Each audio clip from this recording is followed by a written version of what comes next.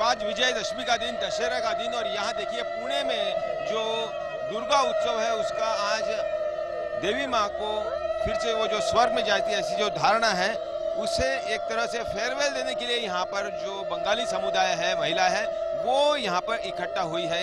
ये जो आवाज़ है वो क्या कहते हैं, जो सिंदूर खेला है उसका महत्व क्या है, सारी बातें जानने की कोशिश करते हैं। जी बताइए, आज का क्या महत्व है?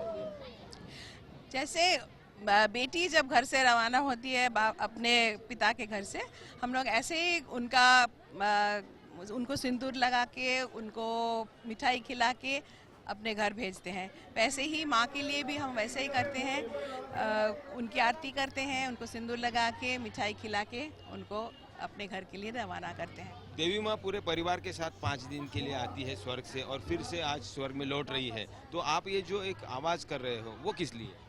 This is, with Shank we play this because this is, you cannot, this has no implication, but this sound simplifies that, that it makes a dhani.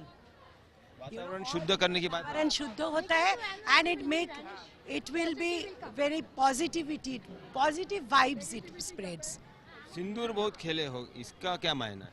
Actually हमने सिंदूर जो खेलती हूँ हस्बैंड के भलाई के लिए जो सिंदूर होता है, तो हम इसको एक संपत्ति सब फ्रेंड्स सब मिलके, सब एज लोग रहता है, सब मिलके हम लोग ऐसे ही खेलते हैं। एक्चुअली संपत्ति एंड हस्बैंड और सबको मंगल के लिए होता है।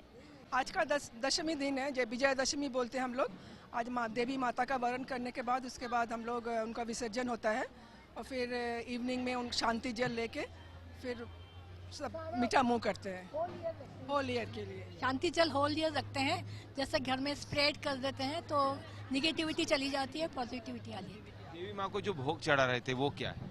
वो माँ का जैसा हम लोग भी खाते हैं, तो फिर माँ के लिए भी स्पेशल अरेंजमेंट, जैसे घर में आपको कोई मेहमान आता है, कोई आते हैं स्पेशल दिन माँ आया, तो इसीलिए उनके लिए स्पेशल सब खाना बनते हैं।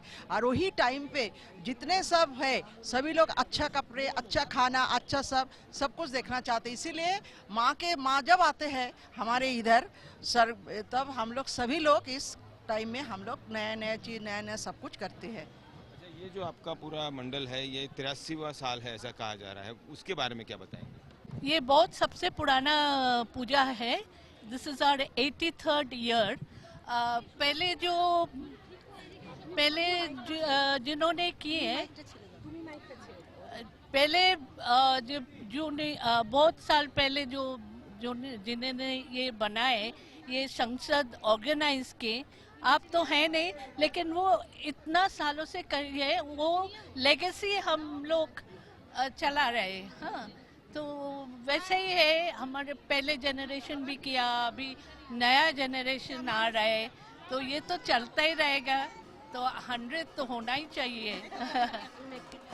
This is the one of the oldest club, and you can think that we take people from all over Pune. This is not a localized puja.